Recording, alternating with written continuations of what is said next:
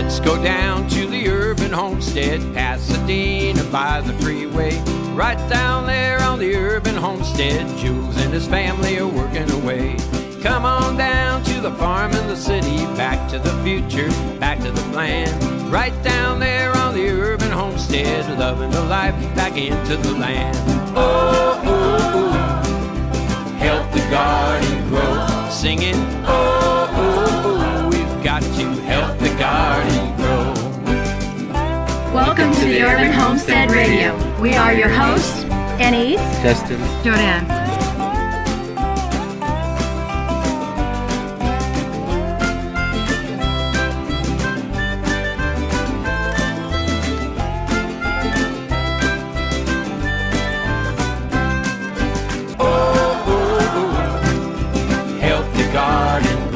Singing, oh, oh, oh, we've got to help the garden grow.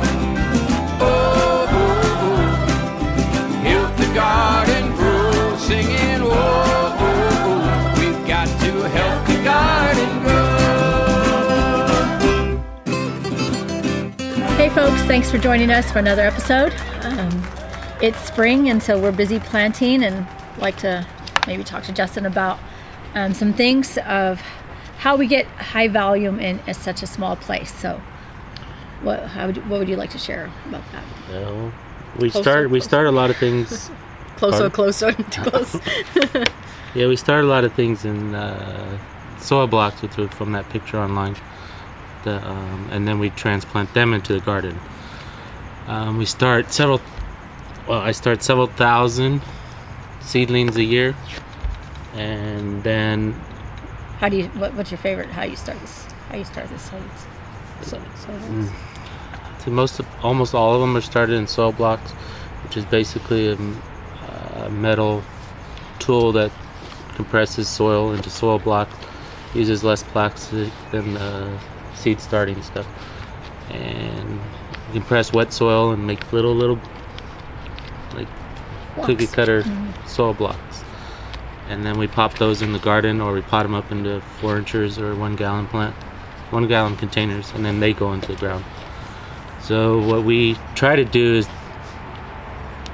keep potting them up until they're big enough to get into the garden, and then we can keep growing 2 or 3 things at the same time. So if you take out a garden bed and just plant seeds, there's like a lot of wasted time and space. So if you put in a full-size plant, bam, you get it faster. So basically you're saying like one of our successes is that you have like succession plantings like constant. Not even in the ground, like just constant off starting from seed, then containers, and then potting up. So the other question was, do we thin? Nope. We do not thin. The reason people do thin is basically the farther apart you plant something, the bigger it gets. Vegetables, if you want a specimen like a prized head of lettuce, you plant it farther apart. We go for the baby salad mix, so we plant them really close together. Another benefit of that is it's a living mulch. So they're really, really close together. They touch each other. You don't see any dirt.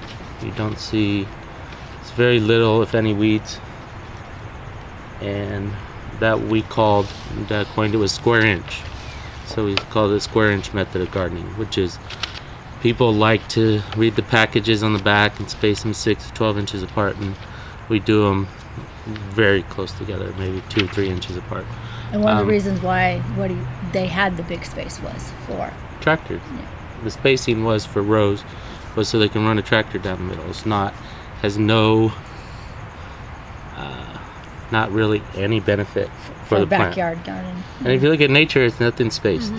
So if you say, well, how far apart you plant those nasturtiums, they're like right on top of each other.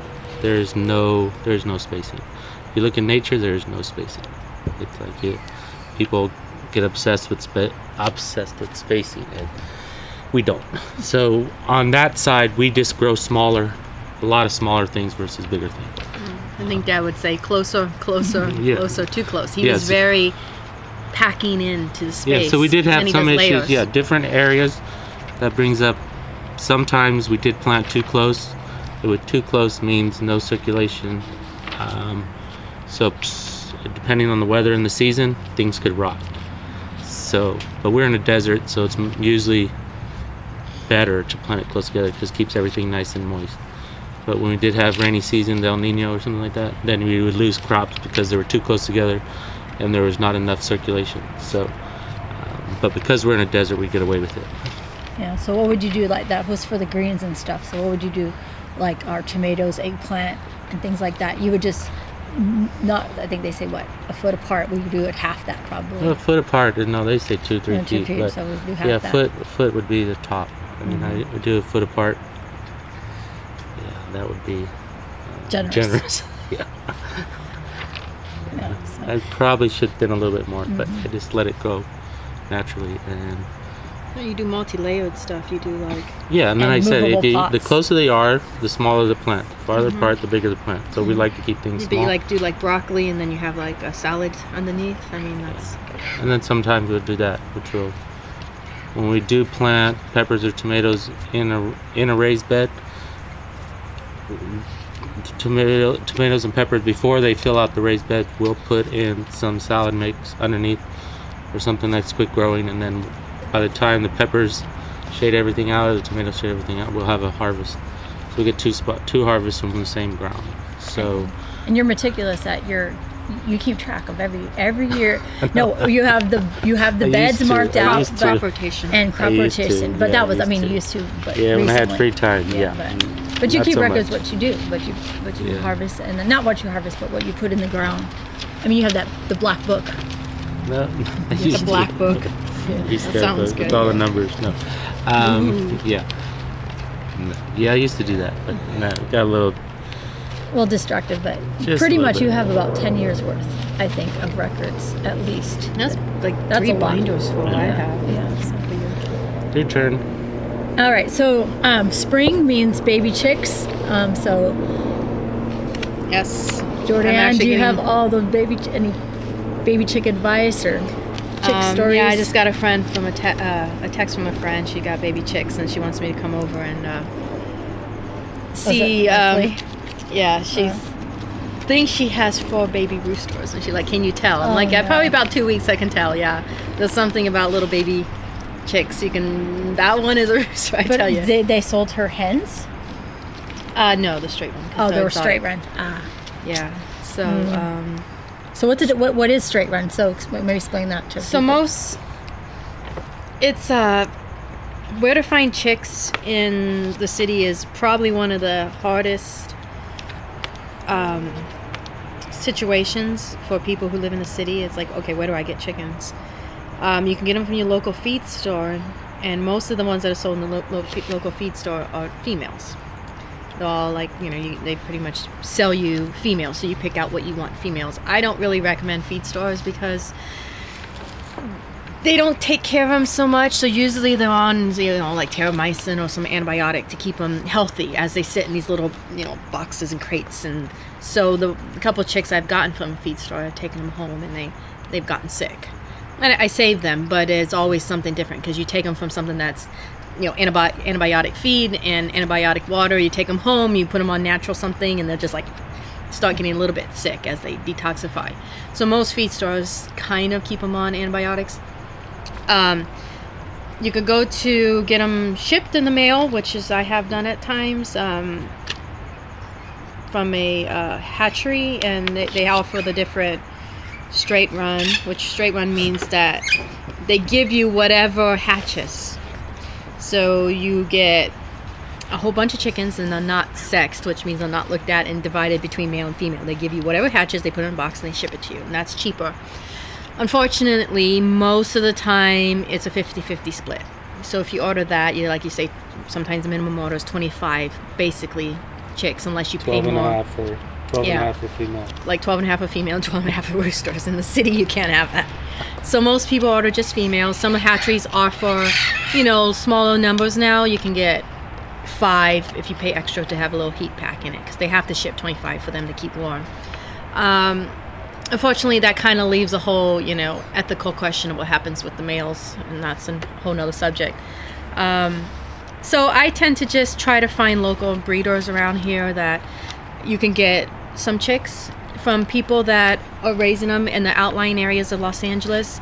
You go get their chicks, and if they'll have raised chicks as long as I have, you can kind of guess which is the male or female. It's a little hard because it's kind of like involves a microscope and involves really educated people. They actually, hatcheries pay a lot of money for these people to come in and sex the chicks, because it's like it's an in-demand job, and they get top dollar because there's like few people that actually can tell what's a male female baby chick. The bantams are so small that they actually cannot tell. Bantams are usually sold as straight. They cannot. They're just so small they can't tell male female at day old, and so they just put them in a box and they ship them to you. You might have roosters and males. So the local breeders often offer, we'll give you females, and if they turn out to be roosters, we'll take them back. So that kind of is a little bit more like taking control of, the ethical question of what are you going to do with the roosters? How are you going to, they deserve, to be respected as well. We can't have roosters in the city environment, much as I would really, really like to. But chicks do present a whole, like having a bunch of babies in the house. I mean, like constant, smelly little babies.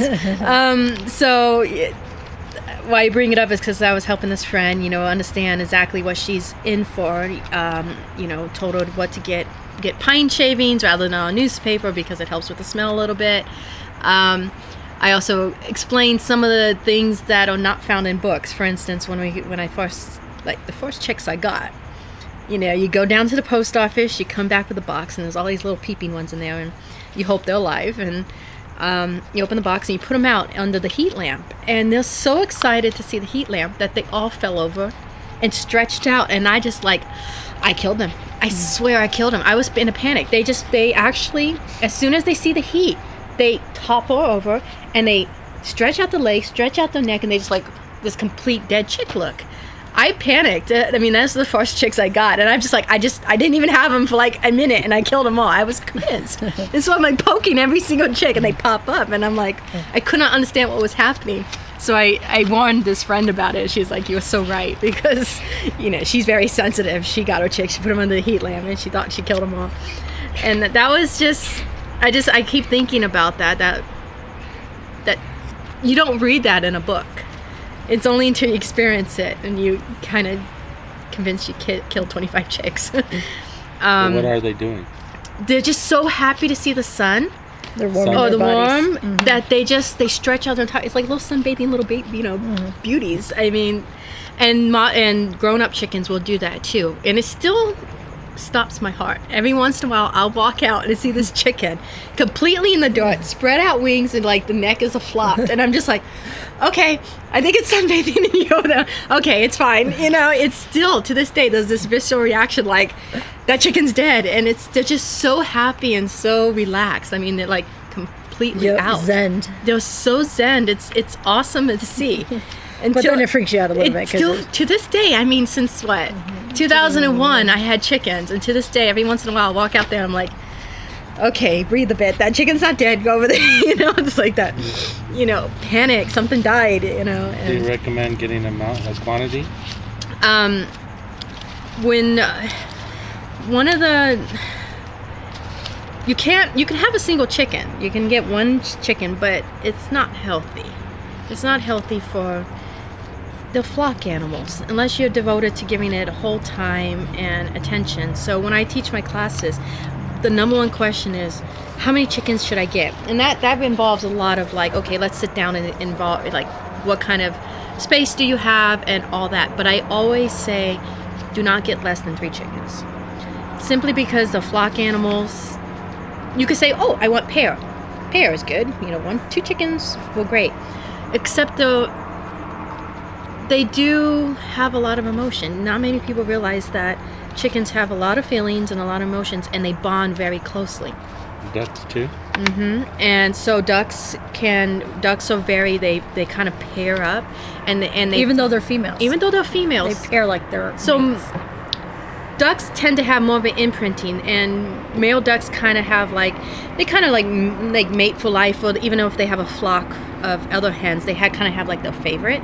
So if you have 2 ducks living together or 2 chickens living together, just females, not even male or female, they tend to consider the other one their mate. And what happens is if one of them dies, you will actually see the other one mourn and suffer. And there is a story that comes out of that. But I say no less than 3 chickens, because when you have another one, like not a spare, but another one that, you know, keeps that other one alive. Because what happened, I had 1 chicken left just by some circumstance. I had 1 chicken left, and you could just see she was just withering. Her body was just, she was getting older, and she just barely got out of the nest, and she was just withering away. So I carried her around to keep her company until I got new chicks. And as soon as I got new babies, she just blossomed. She just like got full and just like became one of the most beautiful chickens ever. She went from being this shriveled little chicken that was just like sitting in the corner looking so miserable, and then when I got his new chicken, she just blossomed. And there's no better indication of this, you know, how birds have a lot of emotion, is the ducks are they're very sensitive to this. And there is your first ones, you got 2. Yeah, again going back to this your beginnings. Friend got 2. Yeah, your friend got 2. And they specifically, they bonded just because genetics, you know, they don't have this. Some have, what do you call it, weaker? Or, I mean, yeah, just they just happen. Just like people, you know, some people. One doesn't live as long. Yeah. Even though they're the same age. Yeah, you got them at the same time, they hatched at the same time. So I thought pairs, awesome. So I got a pair, and I gave my friend a pair. We're like, we have pair of ducks. And I knew they were getting old. Fast forward, you know, and I'm like, oh, okay, we're fine. We're gonna, you know, it's just life. But I got a call from a friend of mine. One of his ducks just went to sleep and didn't wake up. It was, you know, she's aged. It wasn't like it was an illness. Especially laying animals. They don't live as long. They don't live as long. So and he actually, called the best layers sometimes go first. They do. So he called me and he said, you know, this duck, and she's you know, she lost her friend and she's not eating. You know, I'm really worried about her. She's just sitting in the corner. So I'm like, thought I was all smart back then, and I said, oh, well, bring her down, put her with my duck, she'll be fine.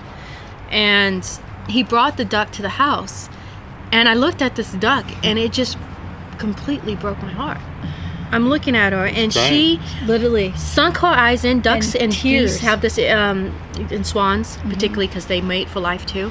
Tears were running she down sunk her her eyes in, and she was tears were streaming down her face, and she just sat there with her head against the wall, crying. And I'm just like, I've never seen that.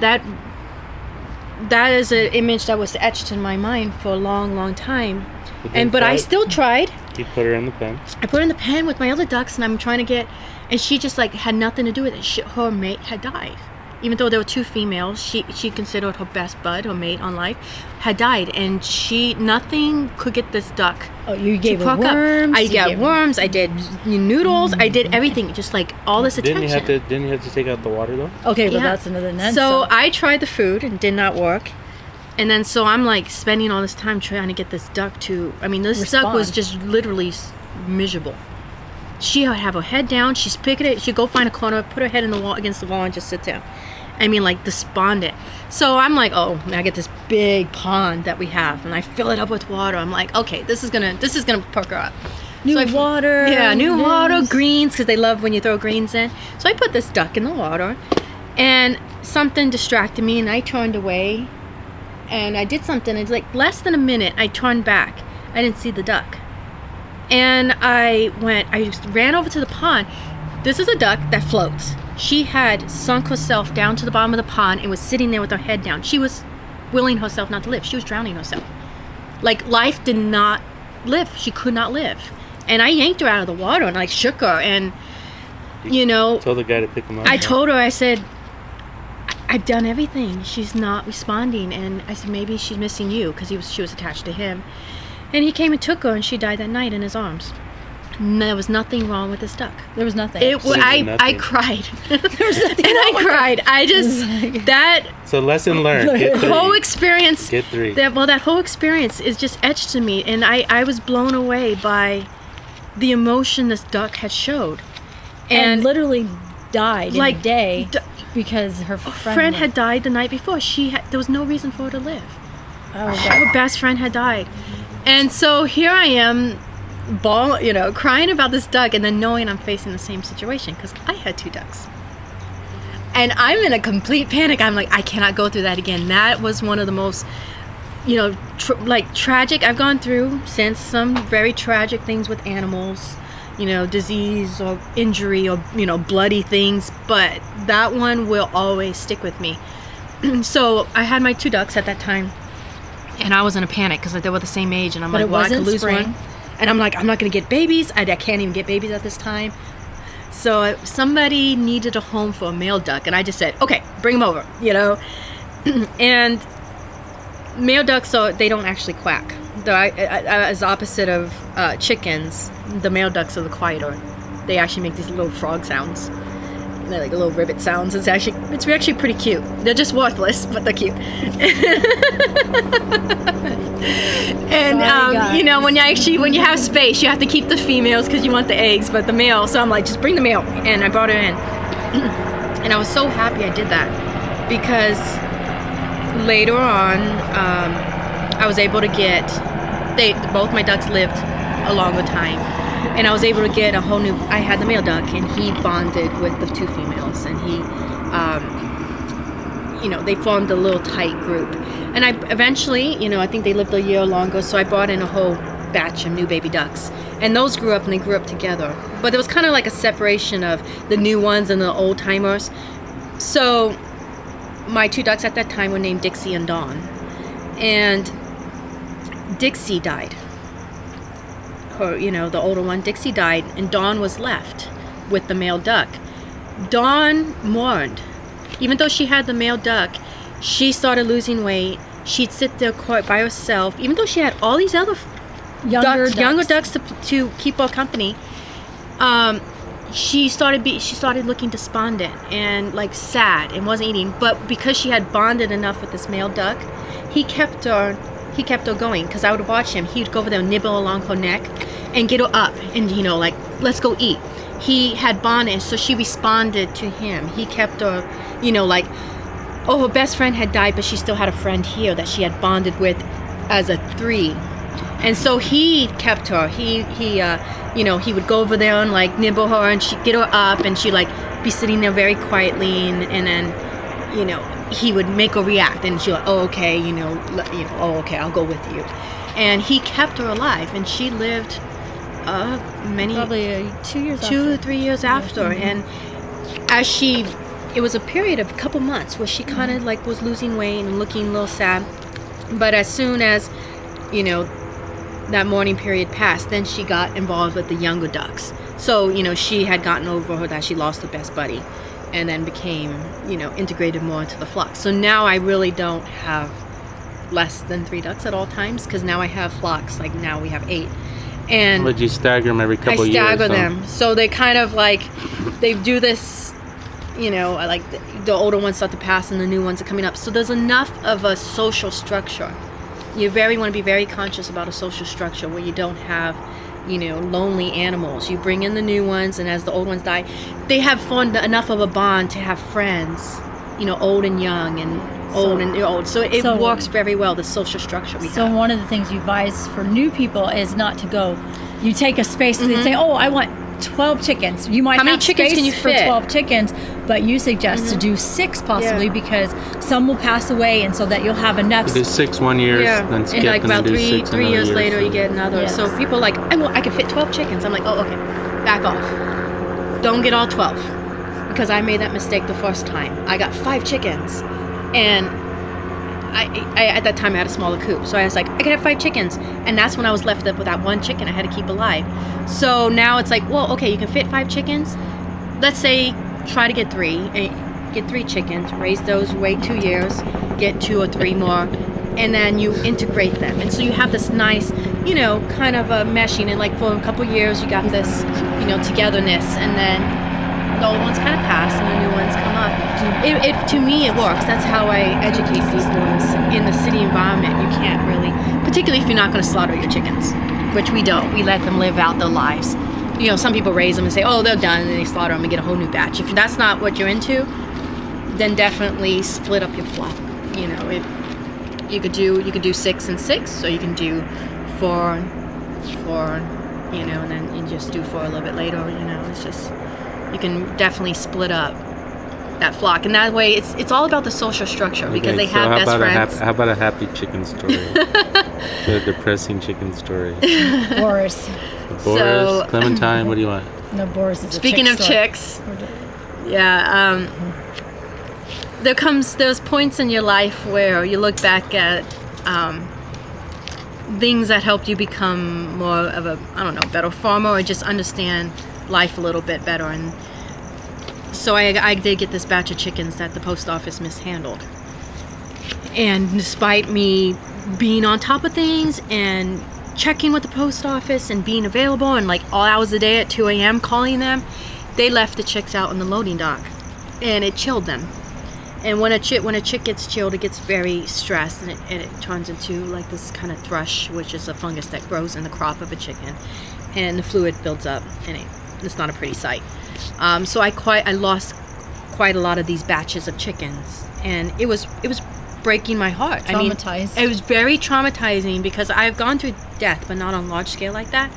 Looking back on it now, not that it was the best thing that happened to me, but I have a better view of death now. More of an understanding, and just like it strengthened me.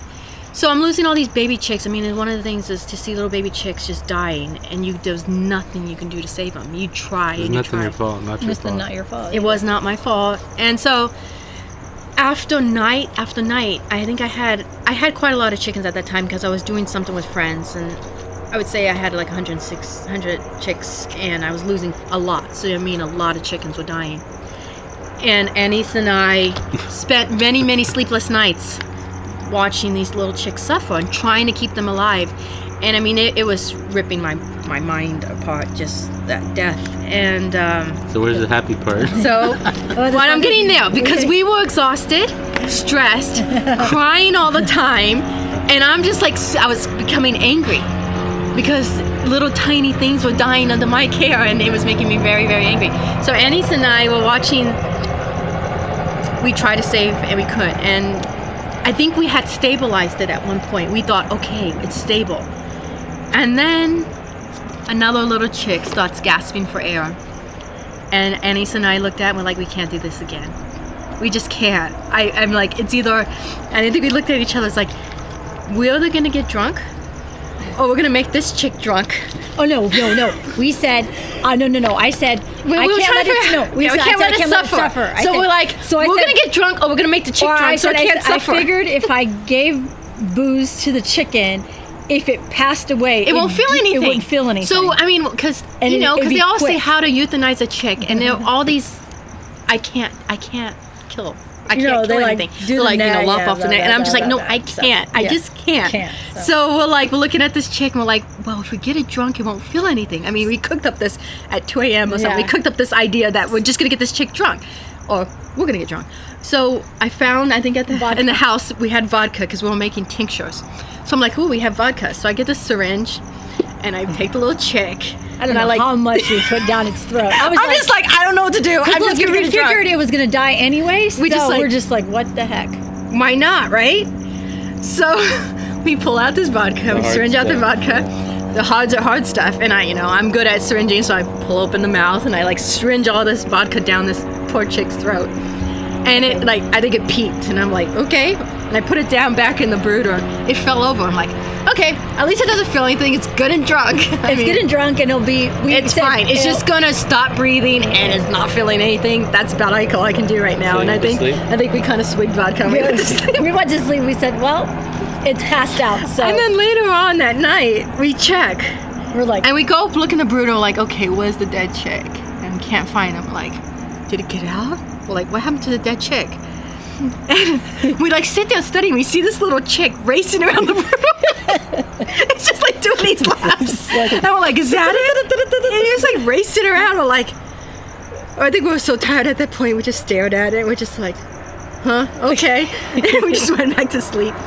And then the next morning, it's just fine and dandy. It's just in there and eating and, you know, rolling its way around. And unfortunately, it was a rooster. If it turned out to be, I actually became my little baby. I don't know. I got really attached to it because it was the funniest story of it. We made the chick drunk, but actually it tipped over. It's now one of my go-to things to treat thrush, because thrush is a fungus, and alcohol killed it. Alcohol killed it. So this chick, or your chick will die in bliss. That's all. Die in drunk. So I won't recommend this to everyone. No, you know, don't take it as medical advice. This is what worked for us. Do it very carefully, because ever since then you have to know what you do. Yes. But it's not a medical advice. But No. So this chick grew up, and I was very attached to her. It was a little bantam cochin. And I hoped it would turn out to be a female, but it turned out to be a male. And I'm like, this one's going to a good home. This one's going to a good home. So I posted the story on the internet, and this guy lived up in Big Bear, and he contacted me. He said, I'll take this chicken. And he brought the chicken back to Big Bear, and he sent me this photograph of this little bantam rooster in a bunch of big females, you know. Harem. It's bantams are chickens that are quarter the size of the other chickens. So he had a harem of full-size chickens, and those little bantam chickens are strutting around. He's like, he named them Boris. And every evening they sat on the porch and swigged beer together. He was like, yeah, he's my drinking buddy. He comes on the porch and we swig beer. And so, he's like, he's strutting around. And I think there was a story he sent me later. He kind of wrote me, he's like, Boris is missing. And I was like, oh, okay, well, you know. And he's like, but he came strutting back like 3 days later, you know, strutting back. He was like, this chicken is just full of himself, isn't he? You know, so indestructible. Yeah, he lived out his life, named Boris Minor. Drinking beer on the porch in Big Bear every evening with a harem of like 20 full-grown hens. Boris Major was what? Was not a full-size chicken, so it was Boris Minor. It was Boris Minor. He was like he was a cochin, so he's feather-footed and fluffy.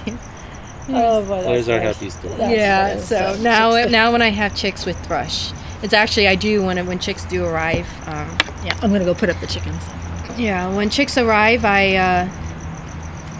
when they come in the mail, which I don't really do mail order chicks anymore, but I do get like red wine, mix it with a little bit of sugar and egg yolk, and I'll drop it in their beak, and it does help with stress of chickens. So it's kind of like my go-to, because it's called, in full-grown chickens, it's called sauerkraut thrush. In little chicks, it's a little harder to treat because they're so delicate and tiny. In full-grown adult chickens, it's easier to treat, and I've been able to save a lot of chickens from sauerkraut. And usually, sometimes it involves holding the chicken upside down by the feet and wringing it out, like actually strangling the neck. And I saved a chicken that way. She was suffocating, and I just like wringed out her neck. And it's tragic and horrifying, but if you're at the last wit and you're trying to save this chicken, Clementine.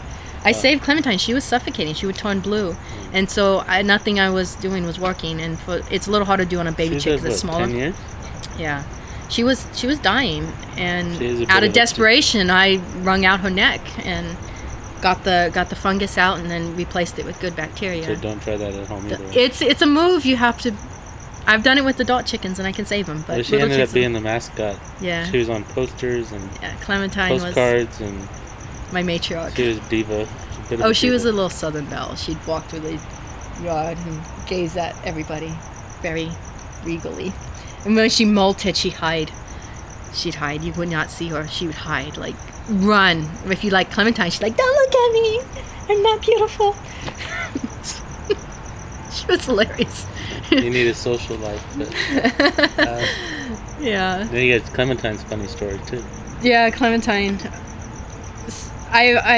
Because of Clementine was in a batch of chicks from one of these companies. If you order so much, they throw in a free exotic chick. it's like it could be a rooster, it could be. So she was my free exotic chick. She was thrown in this batch of brown hens, and she turned out to be a black cochin. And ever since she was my she was in the first batch of chicks I raised, and I fell in love with the cochin breed because of her. And so now I always have to have a cochin. They're not the best layers, but I always have to have cochins. So that's Adele, right? Yeah, Adele's a cochin. So Clementine, just big, regal, beautiful, was the diva. She kind of had this diva, quality about her. She always wanted to be photographed. Every time the media came out, she was photographed. She had a way of staring at people, and you know what I mean. So as she aged, she decided, and I never quite knew exactly what was wrong with her. As she aged, she decided to stop coming down for the roost. Every morning, as when you open the door, she stopped coming down for the roost. Like, you'd go in there and say, and she'd just be sitting there. And me in my, I'm gullible. Spoiling your animals. I'm gullible. I spoil them. I'm like, I started lifting her down because I'm like, well, does she have arthritis? I don't know. What was that? Sorry. What? But who put it out? Did one of your meats explode? Yeah, but why would one of my meats be out? Did you not put it? You kept them out of the fridge? No. Mine is the corker one popped. I don't have any cooked. And what happened to the crate? I thought it was the refrigerator. Is the crate with the meat? I think that's probably Yeah, they've been left out all this time. The meat has been left out. I see they're supposed to be in the fridge. I don't know. Sorry, I thought it was the fridge. Yeah. Sorry, back to our... What do you guys... You okay with me continuing the story or what? Okay. We gonna start over? I don't know. Let them figure it out.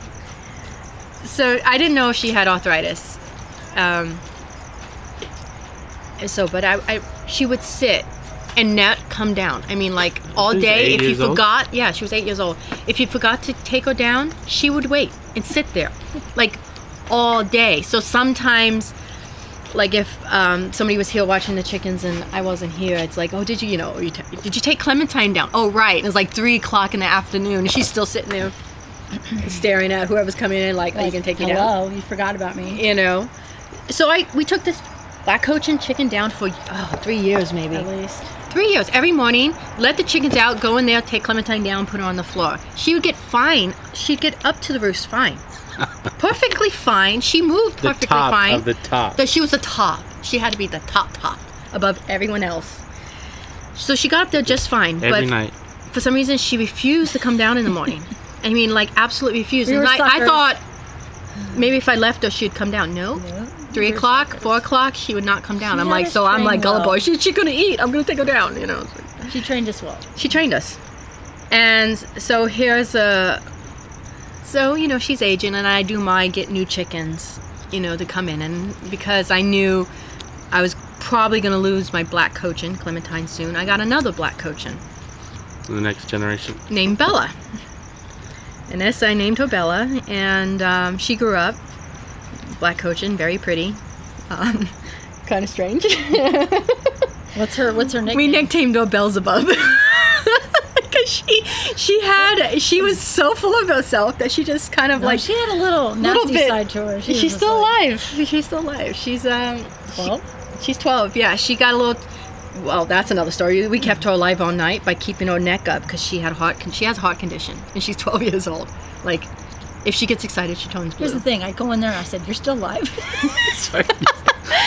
Well, when she was young, we kept her alive all night because she was suffocating. She had a heart condition and she was turning blue. So we kept her neck up all night.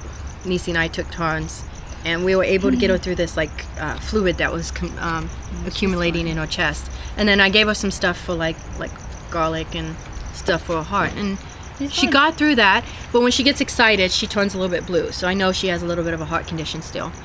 So she's 12 and she's still living. And go back to Beelzebub because she was... Or Bella. Bella. And Clementine. Bella and Clementine. So Clementine's getting older, you know, she's living a happy life, and we're lifting her down every morning. So the schedule goes like this.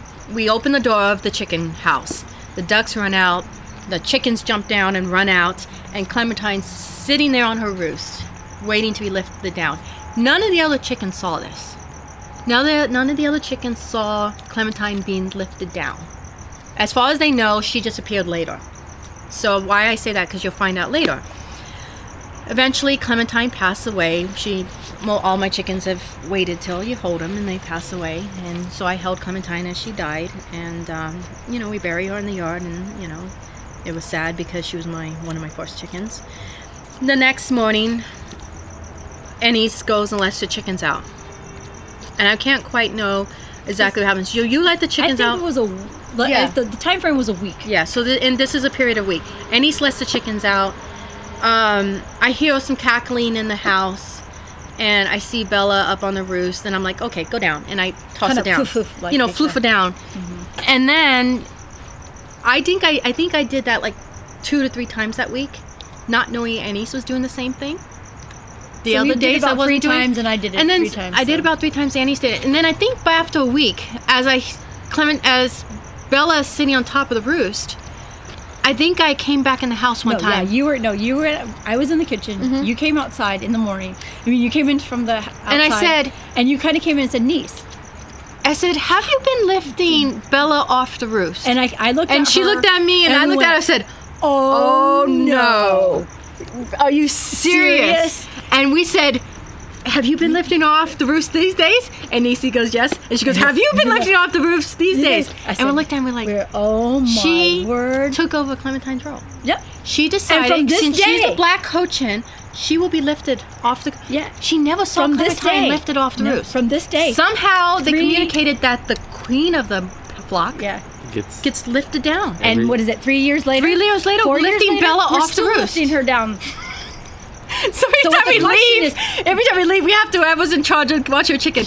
Make sure you get Bella down off the roost. But here's the thing. What'll be funny is that's second generation. Well, that's second generation. It'd be interesting to see if she communicates it to the third generation. What I don't understand, we just like looked at each other, our eyes got big, and we just like, couldn't believe, are you kidding me? Because it was like a point where you realized somehow Clementine communicated to Bella that if you're in charge of the flock, and that was just kind of speechless. Yeah.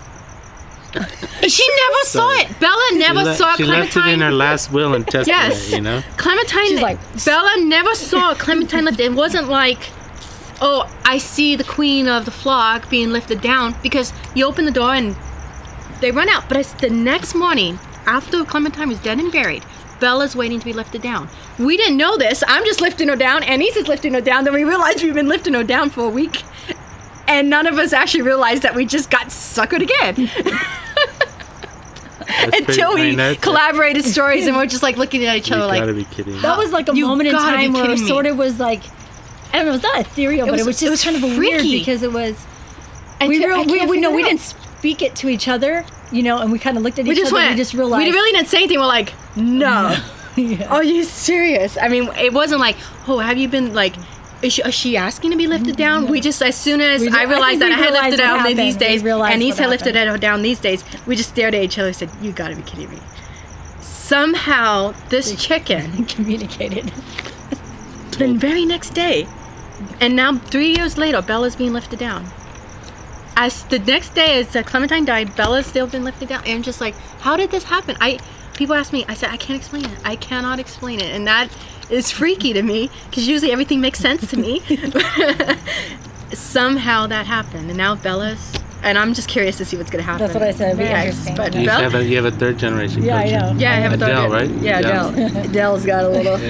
And so it's funny because if you forget to lift Bella down, she's still in the coop. Yeah. She will be there. If you don't lift her down all day, she will stay in all day hungry.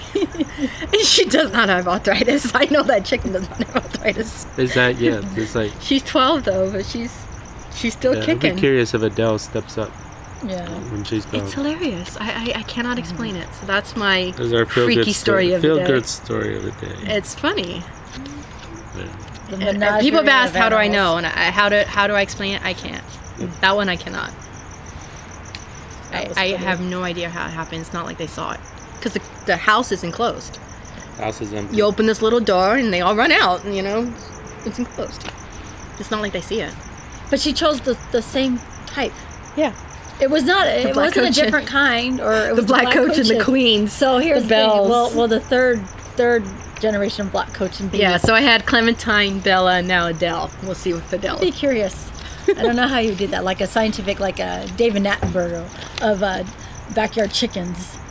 Nature. I don't think you ever figured that one out. I will never figure that one out. But Bella's pretty funny. Because, like I said, they say animals adapt and evolve in their circumstances. So I wonder, like a certain habitat structure. Something's communicating. But I mean, there's alpha. But it's communicating. Well, there is cliques in the flock. There is best friends. Is it alpha? Alpha female? No, what's it called? What's them? They have a pecking order. We call them matriarch. Yeah, she's the matriarch. Order, yeah. Pecking order. There. And she's a smaller cochin. She's a smaller cochin, but she thinks she's like the bomb. She's like this little tiny cochin, and she just like runs around and keeps everybody in order. Little. Pecks them on the head. Yeah, she pecks them on the head every once in a while, like I'm coming through. And Bella's pretty funny. But they do have cliques. They do have best friends. Like they hang out in different. They can. Clementine was raised in a flock of 4 brown hens. She's black, and she was raised in a flock of 4 brown hens, so she considered herself like brown. So when I got the new chickens, I got a bunch of mixed other colors. She refused to accept the blonde one. She picked on the blonde one. She's like, you don't belong here. And she made best friends with the brown one. So they see color. They see, people that are like them. So when I do get people to get chickens, I say, don't get 4. That was my mistake. Don't get 4 Marley's got brown the ones. He's got the zoomies. Zoomy Marley. Don't get 4 brown ones and 1 exotic one. That's one mistake. Get a bunch of mixed ones, because they do kind of segregate sometimes according to what they look like, and you don't want one random exotic one that gets picked on. So like I said, they do have best friends and cliques. They hang out. I have seen one chicken, even though they have flock, they do mourn. They mourn their best friends. They mourn. We do always. So what was the other one was it mouse? Yeah, we always do when any of the animals pass away. We bring them back in, and we will hold them in our lap. So when a chicken does die, or a duck or anything, and chicken and duck. So when all my chickens have, waited for them to be held as they pass, and that was another story in that. But so I will hold them as they pass, and then I'll bring them back to the flock, and I'll sit there with the body, and they gather around, and they do this, and they trill, and they kind of, there's this little silence that comes, and they examine, they know one of the owners passed. Sometimes there's like the best friend of one of the chickens. We lost a chicken right after her best friend died. She decided that she wanted to go too. Mm-hmm. So that kind of, humbles you a little bit. They do feel, and I've always been this person where animals have feelings, and I've been, I love animals, and ever since I was a child. But chickens did surprise me and blow me away with the depth of emotion that they show. There's, jealousy, there's mourning, there's sadness, and you just watch them, and they have like 32 different vocalizations for different kind of things that they do purr. And Estelle wants to literally talk. Yeah, Estella has to have conversations with you in the morning. She has things to tell you. Mm-hmm. And she makes eye contact. She gets up and she makes eye contact with you, and like, I got something to say. And you actually have to have a conversation with her. You go, okay, cool. Okay. And she just like, very earnestly, I got things to say. And you're talking back to her, and then she's like, cool. And then she runs about her day. What about the one that had to watch the sunset every evening? Lizzie was romantic. She was a romantic.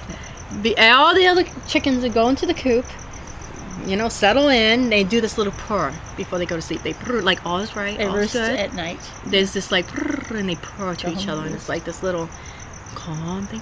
But Lizzie, she'd get up on this little thing out in the yard, and she'd sit there and watch the sunset in the west. She'd sit there, as soon as the sun went down, she'd okay. get down in the night and walk into and I'm just like, and everybody like, is Lizzie in? I was like, no, she's watching the sunset. Wait till Lizzie watches the sunset. She has to see the sunset. She was named after a Jane Austen character, so what do I expect? Was it Dickens or Austen? That was Jane Austen. Oh yeah, well, Dickens or but, yeah. It was it Lizzie? It was kind of both. It was both. Oh no, yeah. Lizzie, they have both. It was both. I kind of named her for both, but it's so Lizzie had to watch the sunset every night. And I could not close the coop until the sun went down, and she got her, I don't know what, and went back in. So like I said, they just have a lot of emotion. A lot of observations and stories that I can. One, two.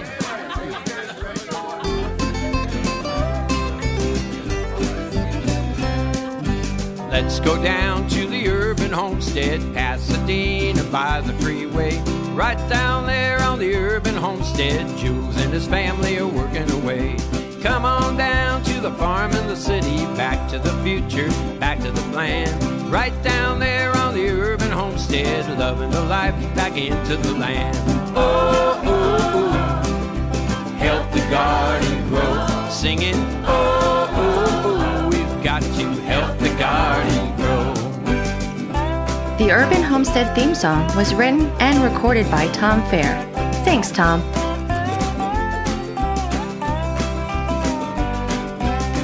We've come to the end of this show. Thank you so much for joining us. Be sure to tune in again. Until next time, This is Anais. Justin. Jordanne. Keep on growing. Oh,